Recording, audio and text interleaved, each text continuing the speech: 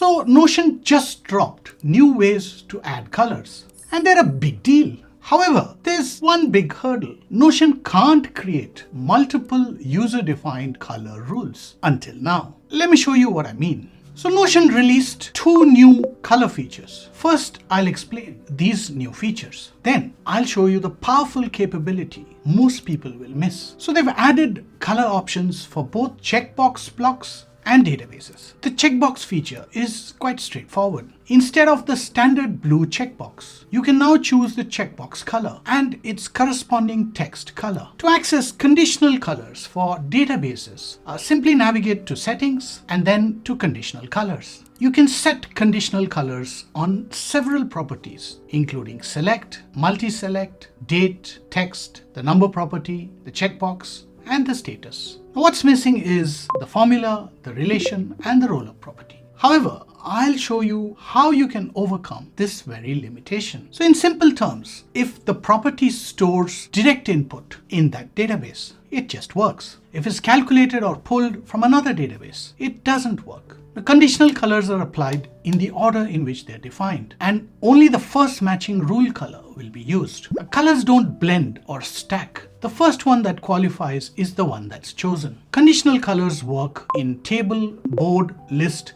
and calendar views, and each view can have its own unique set of color rules. For example, I have set up a conditional color that turns tasks green when they're due within the next 5 weeks, but I've applied this only to the calendar view as a rule. And this color coding doesn't appear in the table view, but shows up correctly in the calendar view. You can create a conditional color for something like today in the date selector, but you can't naturally combine it with another condition. For example, limiting it only to personal or work-related tasks. Now, most videos overlook this most powerful aspect of conditional colors and the ability to create multiple rules. The possibilities here are truly limitless. It doesn't have to be 2 conditions, it could be many more. So I've created this database to demonstrate how to set up multiple conditional color rules. At its core, it's a simple task database that everyone can relate to and replicate quite easily. It includes a status property with 3 stages: not started, in progress, and done. Also has this default name property for task titles. A date property tracks when the tasks are due. The type property categorizes tasks as either work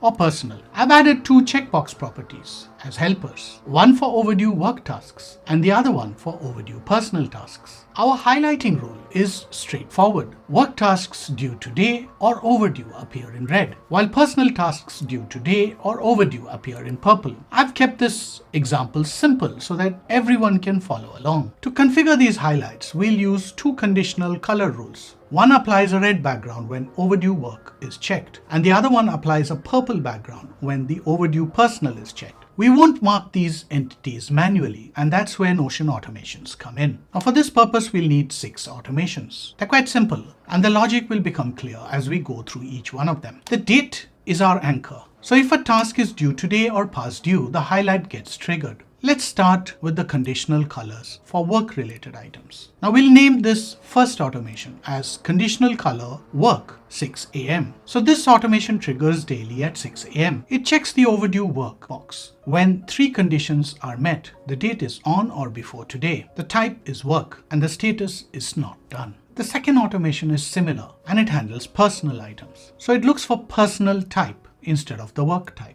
The third automation activates when you change the type from work to personal and vice versa. When type is edited to work, it checks overdue work if the date is today or earlier. Similarly, when the type is edited to personal, it checks the overdue personal if the date is today or earlier. The fourth automation runs at 6:15 a.m. What it does is it'll find any of the done tasks and automatically remove their highlights. The fifth and the sixth automation handle toggle behaviors. So if you set the type to work, it ensures overdue personal is unchecked. And if you set the type to personal, it ensures that the overdue work is unchecked. This prevents both from being checked at the same time. Now, with these automations, you've configured a 2-rule system that runs by itself. If you want to see another fantastic automation hack inside of Notion, you should check out this video.